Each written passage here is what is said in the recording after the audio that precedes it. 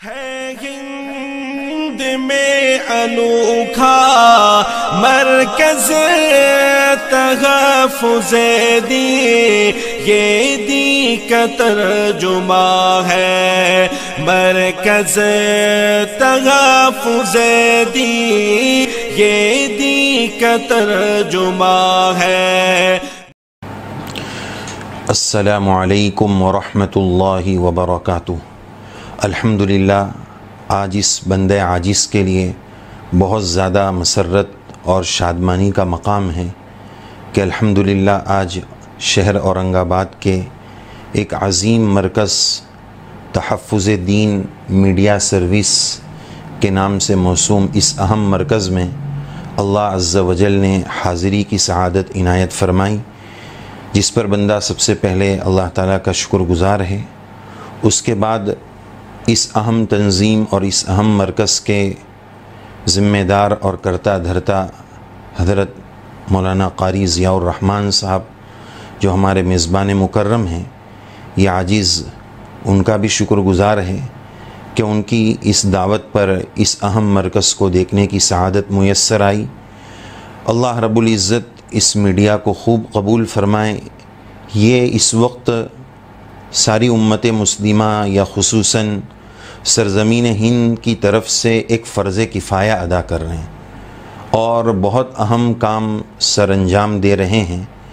اللہ تعالیٰ ان کی فکروں کو، کاوشوں کو قبول فرمائے،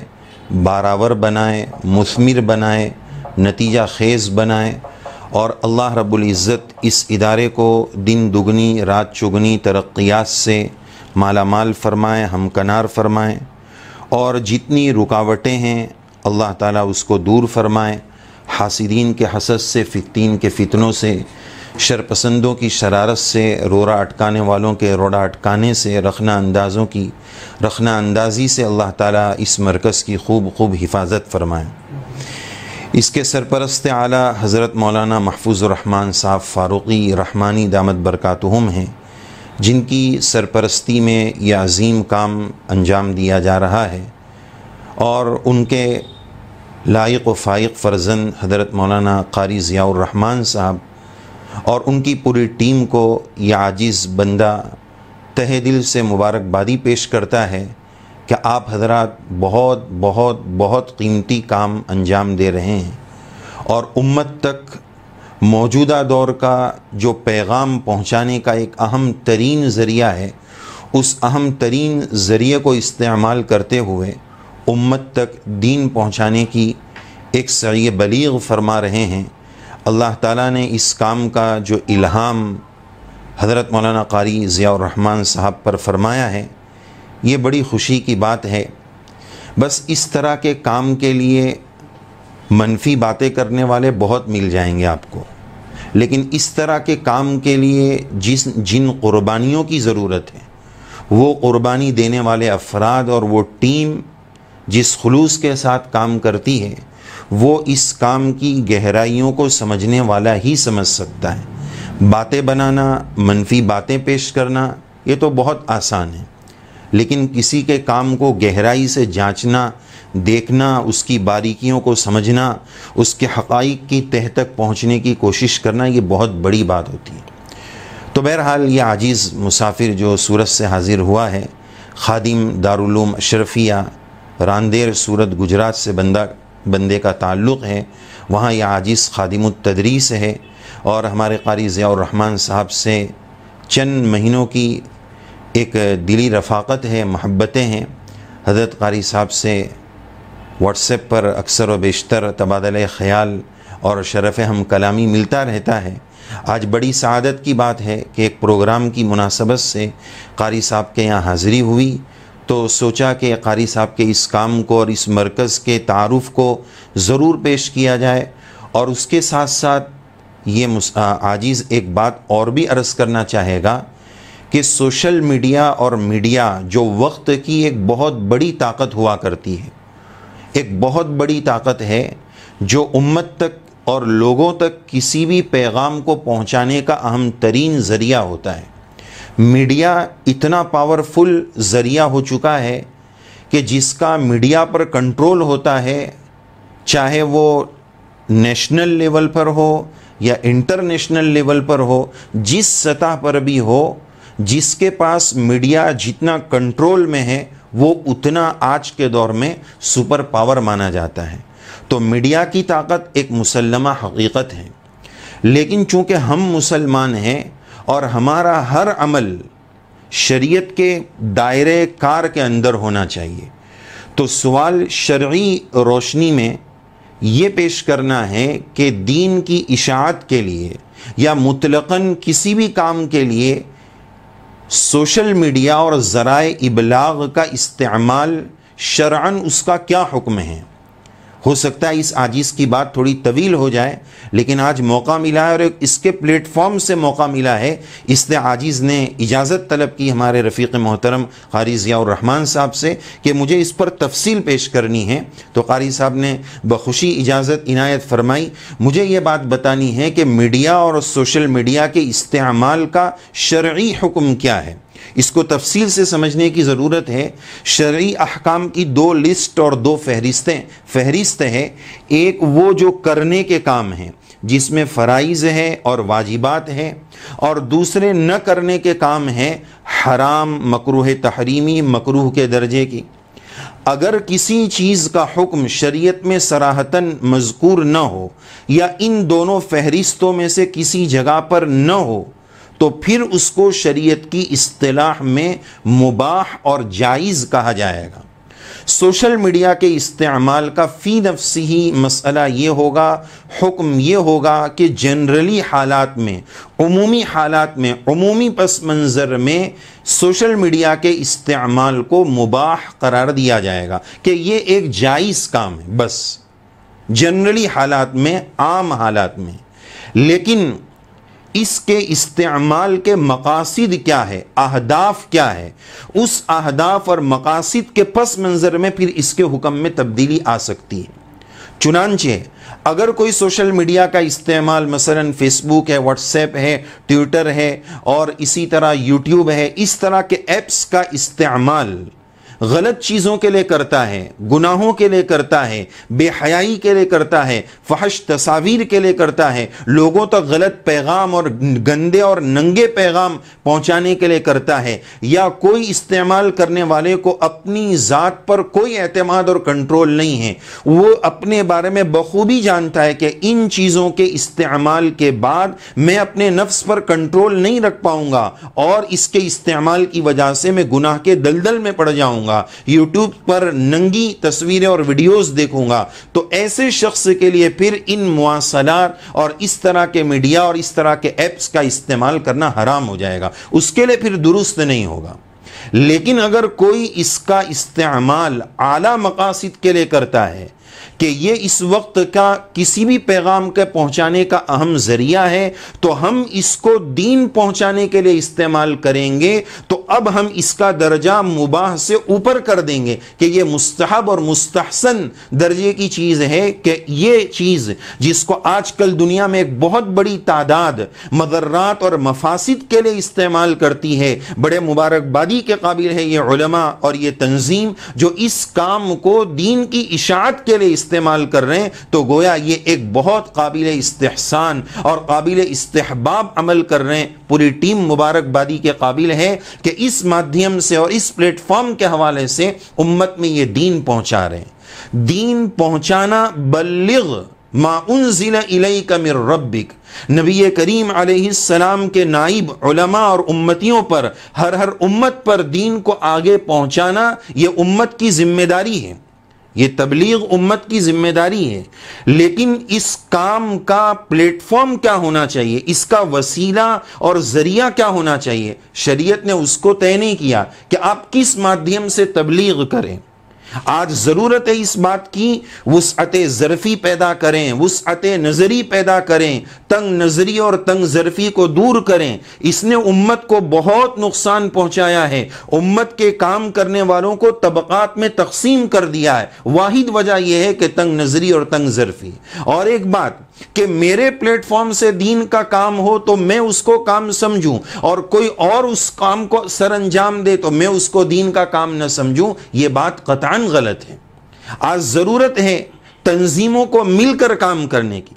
عہدوں کے لیے نہیں، نام کے لیے نہیں، کام کے لیے کام کرنے کی ضرورت ہے۔ قرآن مجید نے ہمارا مزاج بنایا، وَمَنْ أَحْسَنُ قَوْلًا مِّمَّنْ دَعَا إِلَى اللَّهِ، دعوت کا کام کرو، وَعَمِلَ صَالِحًا، صرف دعوت نہیں، خود بھی نیک عمل کرو۔ پہلے یہ دو کام کرو پھر کہنا اِنَّنِي مِنَ الْمُسْلِمِينَ، پہلے کام پھر نام۔ آج دنیا نے الٹی ترتیب بنا دی ہے کہ پہلے ہم جو ہے نام لے لیں گے، پھر دیکھا جائے گا 5 سال کے بعد، 5ویں سال کے آخری کچھ مہینے میں، آپ اشارہ سمجھ سکتے ہیں، آخری کچھ مہینے میں کام کریں گے یا نہیں کریں گے، سوچا جائے گا۔ نہیں، اسلام یہ سکھاتا ہے، قرآن مجید کی آیت یہ پیغام دیتی ہے کہ نہیں، پہلے آپ کام کرو، کام ہوگا تو آپ کو نام ملے گا۔ الحمدللہ یہ زیر زمین انڈر گراؤنڈ یہ بہت بڑا شعبہ کام انجام دے رہا ہے، اور دیکھنے والوں نے اس مقام کو دیکھا نہیں کہ یہاں کیا کام ہو رہا ہے۔ ماشاءاللہ لائبریری ہے پورے مکتبے کی، اور پورا یہاں جو شعبہ جات کام کر رہے ہیں اس کے دیکھنے کی سعادت ملی۔ بس منفی باتیں کرنا، غلط بیانی کرنا، پروپیگنڈے کرنا اور کسی کی نیتوں پر حملہ کرنا یہ آج کل بہت عام ہوتا جا رہا ہے۔ لیکن وہ زیر زمین کیا قربانیاں دے رہے ہیں، ان کا کتنا مال لگ رہا ہے، ان کی کتنی جانیں لگ رہی ہے، کتنی صلاحیتیں یہاں کھپ رہی ہے، یہ اللہ ہی جانتے ہیں، بس لوگوں کو باتیں بنانی۔ بہرحال یہ عاجز یہ عرض کر رہا تھا کہ شریعت نے تبلیغ اور دعوت کا حکم دیا، لیکن اس کے وسائل کیا ہیں، اس کس راستے سے، وہ شریعت نے متعین نہیں کیا ہے۔ تو جب وسیلہ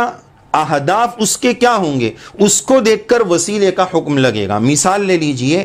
وضو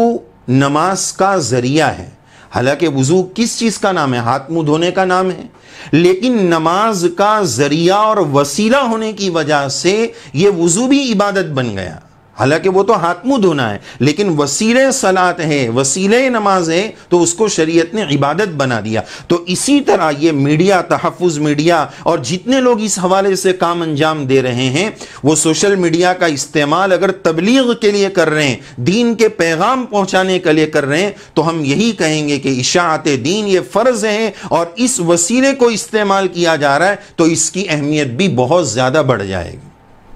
اور آج کے دور میں اس سوشل میڈیا کے استعمال کی اور ویڈیوز کی بہت زیادہ ضرورت ہے۔ بہت سارے لوگ ایک بات عرض کرتے ہیں، جیسے کہ شروع میں کہا، منفی باتیں بول دینا بہت آسان ہے، لیکن حقائق اور گہرائی اور تہ تک پہنچنا یہ سب کے بس کی بات نہیں ہوتی ہے۔ جیسے ایک مثال عرض کروں، بہت سارے لوگ ایک جملہ یہ عرض کرتے ہیں، توجہ فرمائیے گا، کہ یہ سب چیزوں کو دیکھ کر ایک منفی بات قاری صاحب یہ ملتی ہے کہ بھائی ہم تو سیدھے سادے لوگ ہیں، ہم یہ چاہتے ہیں کہ ہم چھپنے والے ہیں، ہم چھپنے والے نہیں ہیں۔ یہ جملہ لوگ بولتے ہیں۔ اس جملے کو سوچ کر اور سن کر یہ تو کہا جا سکتا ہے کہ اس کی فصاحتی اور ترکیبی ساخت تو بڑی خوبصورت نظر آ رہی، لیکن آپ ذرا غور کریں، سیرت کا مطالعہ کریں اور اسلام کے دعات کی دعوت کی جو راہیں عام ہیں اس پس منظر میں دیکھیں تو کیا آپ چھپ چھپ کر سب دین کا کام کرتے رہیں گے؟ ہاں، یہ بات اپنی جگہ پر ہے کہ آپ نیت میں خلوص رکھیں، اللہ تعالیٰ سے ضرور مانگیں کہ اللہ اس کام جو ہم انجام دے رہے ہیں اس کے اندر ہمارے نفس کی جو شرارتیں ہیں یا اللہ اس سے ہماری حفاظت فرما، ہماری نیتوں میں کبھی کوئی خرابی نہ آ جائے، اس سے ہماری حفاظت فرما، یہ آپ مانگ سکتے ہیں۔ لیکن آپ کا یہ جملہ کہ ہم چھپنے والے ہیں، چھپنے والے نہیں، یہ سب چھپنے کی چیزیں ہیں، یہ ترکیبی ساخت کے اعتبار سے اچھا جملہ لگ سکتا ہے، لیکن آج کے دور میں جو ذرائع ابلاغ جس ترقی پر جا رہے ہیں وہاں یہ جملہ اتنا زیادہ اہم نہیں ہوگا۔ اگر اسی حقیقت کو سمجھا جائے تو پھر شریعت کا یہ ذخیرہ ہم تک کیسے پہنچ پاتا؟ قرآن و سنت جو نقلم بعد نقلین صدرم بعد صدرین ہم تک پہنچا ہے، حلم مجرن رسول اللہ صلی اللہ علیہ وسلم سے ہم تک، اور قیامت تک جو چلتا رہے گا، وہ ذرائع کو استعمال کرتے کرتے آگے پہنچا۔ اگر یہی کہا جائے ہم چھپنے والے ہیں، ہم چھپنے والے ہیں، تو پھر دین آگے کیسے پہنچے گا؟ اور آج کے دور میں اس کی ضرورت کی بہت ساری وجوہات میں سے ایک وجہ یہ بھی ہے کہ اسلام پر اعتراض کرنے والے، دین پر الگ الگ طریقے کے نت نئے آبجیکشن لانے والے، وہ جس مادھیم اور جس پلیٹ فارم کا استعمال کر رہے ہیں وہ سوشل میڈیا ہے۔ وہ سوال یہاں سے کر رہے ہیں اب ہمارے علماء اس بحث میں الجھے ہوئے ہیں کہ ویڈیو جائز ہے کہ ناجائز ہے. یہ عاجز اس قابل نہیں کہ اس پر کوئی فتویٰ نقل کرے. ہمارے اکابر نے اس پہ تفصیل کے ساتھ کلام کیا ہے. اس کی گنجائش کس حد تک ہے, کس موقع پر ہے, وہ تفصیلات اپنی جگہ پر ہے, لیکن ابھی تو ہم اسی میں الجھے ہیں. لیکن یہ بات سمجھنے کی ضرورت ہے کہ اسلام پر جو اس پلیٹ فارم سے اعتراض آ رہا ہے, ہمارے علماء کی اکثریت اس کا جواب مسجد کے منبر و محراب اور مدرسے میں بیٹھ کر دے رہے ہیں. سوال جس پلیٹ فارم سے آ رہا ہے وہ عمومی ذریعہ ابلاغ ہے, اور اس کا جواب مخصوص درسگاہ میں, مخصوص مسجد میں بیٹھ کر دیا جا رہا ہے. تو یہ تحقیقی جواب ان معترضین تک کیسے پہنچے گا؟ جس پلیٹ فارم سے سوال آیا جواب بھی آپ اسی سے دیں گے تو ان کو جواب ملے گا. اور دوسری بات, ماشاءاللہ یہ تحفظ دین میڈیا سروس کا ایک بہت اہم ترین کام, ان کا اصل مقصد جو ہے وہ تحفظ ختم نبوت ہے, جس کے قاری ضیاء الرحمن صاحب اپنے آپ کو اس کا خادم قرار دیتے ہیں. تو یہ ان کا ایک اہم مشن ہے. اس طرح کے ہمارے ملک میں نہیں, انٹرنیشنل لیول پر جتنے فتنے آ رہے ہیں وہ تمام فتنے اپنے فتنوں کو پھیلانے کے لیے اسی وسیلے کو استعمال کر رہے ہیں, اور ہم کہہ رہے ہیں کہ اس کا استعمال ہم کو نہیں کرنا ہے, ہم بیان کریں گے, ہم کتاب لکھیں گے. بس یاد رکھیں, دین کی طرف آنے والا جو ایجوکیٹڈ طبقہ ہے, پڑھا لکھا طبقہ ہے, آج ہر چیز میں دنیا کا بہت بڑی تعداد دنیا کی ایسی ہے کہ اگر ان کو کچھ بھی معلومات لینی ہے تو یہ سمجھا جاتا ہے کہ آج کے زمانے کے سب سے بڑے مفتی اعظم کون ہیں؟ میں تو کہوں گا مفتی اعظم جو ہے وہ مفتی گوگل اعظم ہیں. وہیں سے ہر جواب لا رہے ہیں, وہیں سے ہر قسم کا مال لا رہے ہیں. یاد رکھیے, وہ وسیلہ اور ذریعہ تو بن سکتا ہے, لیکن زمانہ دجالی زمانہ ہے, مخلوط ہے. اصلی مال کون سا ہے, نقلی مال کون سا ہے, یہ ہر کس و ناقص کے بس کی بات نہیں ہے. اور وہ دجالی طاقتیں اپنا مواد اتنا اس میں بھرتی ہے, اتنا اس میں بھرتی ہے کہ صحیح مواد اس میں نہ کے برابر ہے.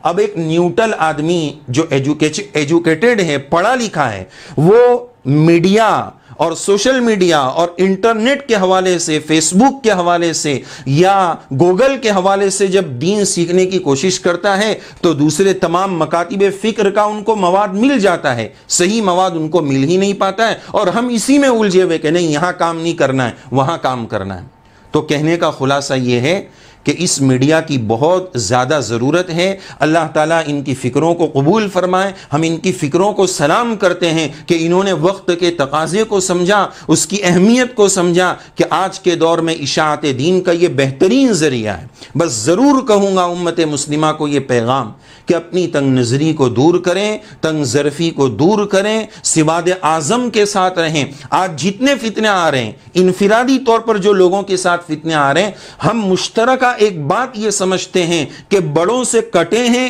اپنی انفرادی اور تشخصی شان بنائی ہے, تو پھر شیطان نے کہیں پھسلا دیا, کہیں گرا دیا.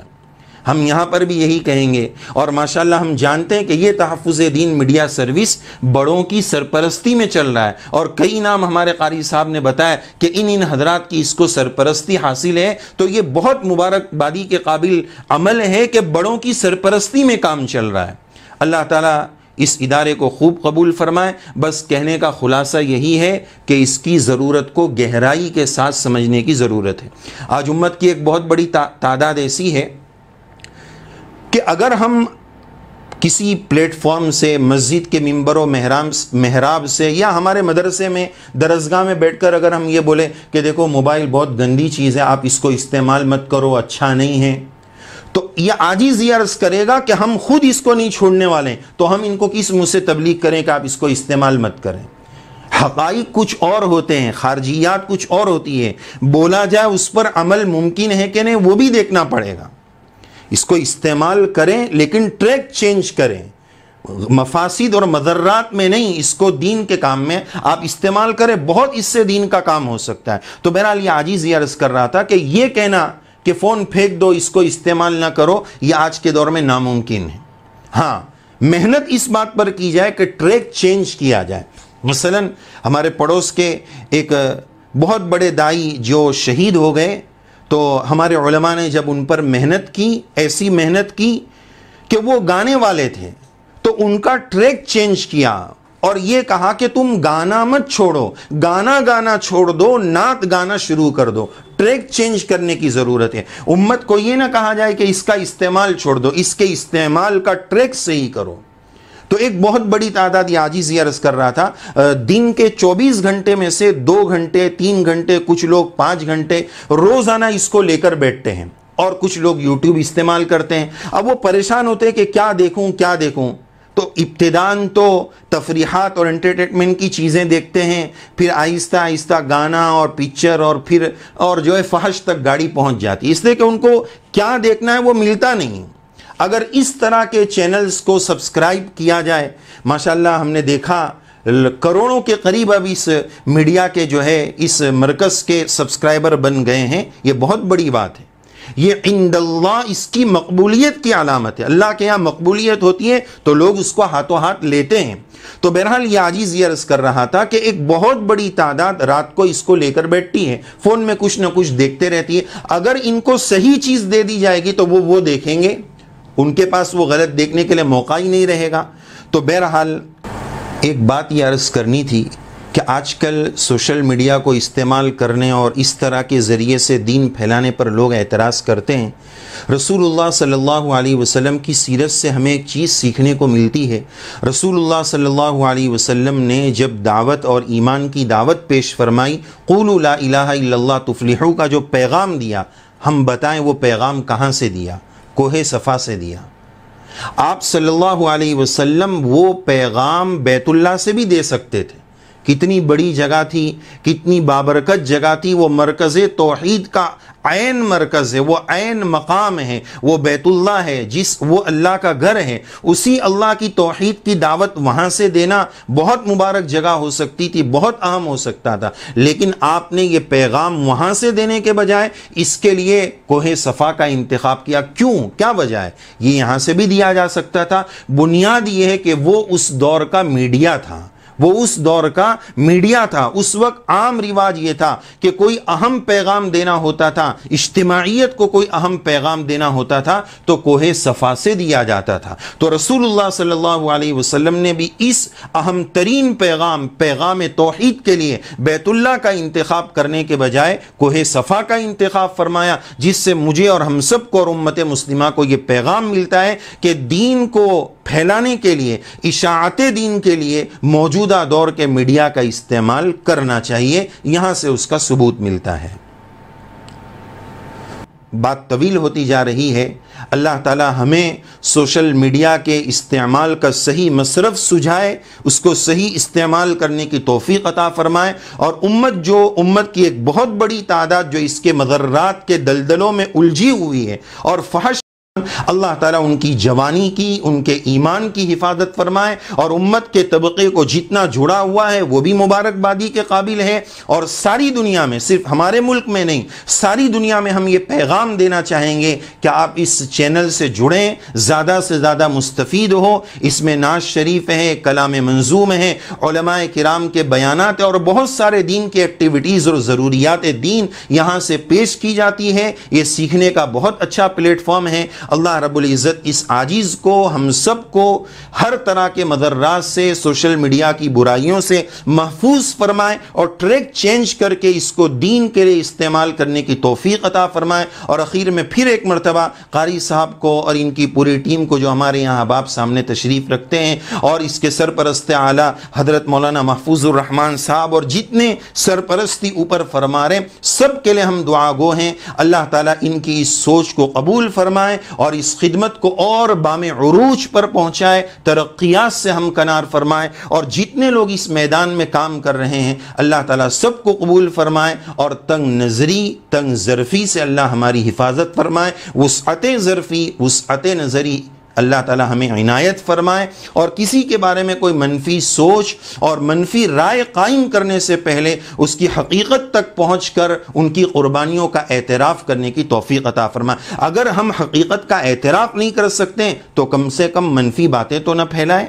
اللہ تعالیٰ عمل کی توفیق عطا فرمائے، حضرت قاری صاحب کو، ان کی پوری ٹیم کو، تمام سرپرستوں کو قبول فرمائے، اور ہماری دعا ہے اللہ تعالیٰ اس کو خوب آگے پہنچائے، ان کی نسلوں کو بھی اللہ تعالیٰ اس کام کے لیے قبول فرمائے۔ اور آخری بات یہ عرض کروں گا کہ جو حضرات اس سے مستفید ہوتے ہیں وہ جانتے ہوں گے کہ اس میں کتنا مالی صرفہ اور خرچہ ہوتا ہے، تو آپ حضرات سے اور اہل خیر حضرات سے توجہ کی درخواست ہے کہ یہ کام میں کیسی ترقیاں آئیں، اور صرف اہل خیر حضرات نہیں، اہل علم حضرات سے بھی ہم درخواست کریں گے کہ اگر وہ اس چینل کے لیے، ہماری ٹیم کے لیے کوئی مفید مشورہ پیش کرنا چاہیں جس سے ہمارا یہ چینل مزید ترقیات کے بام عروج پر پہنچے، وہ بھی اپنے مفید مشوروں سے نوازیں، اپنی دعاؤں سے نوازیں، اور اہل خیر حضرات اپنے تعاون سے نوازیں، تاکہ ہم کھل کر اور اس کو بڑے پیمانے پر یہ لوگ اس کام کو سر انجام دے سکیں۔ امید ہے آپ حضرات توجہ فرمائیں گے۔ تھوڑی زیادہ سما خراشی اس عاجز نے عرض کر دی ہے، اللہ تعالیٰ کہی سنی باتوں پر اس گنہگار کو بھی عمل کی توفیق عطا فرمائے، ہم سب کو توفیق عمل سے نوازے، آمین یا رب العالمین، وآخر دعوانا ان الحمدللہ رب العالمین۔ ہند میں انوکھا مرکز تحفظ دی، یہ دی کا ترجمہ ہے، مرکز تحفظ دی۔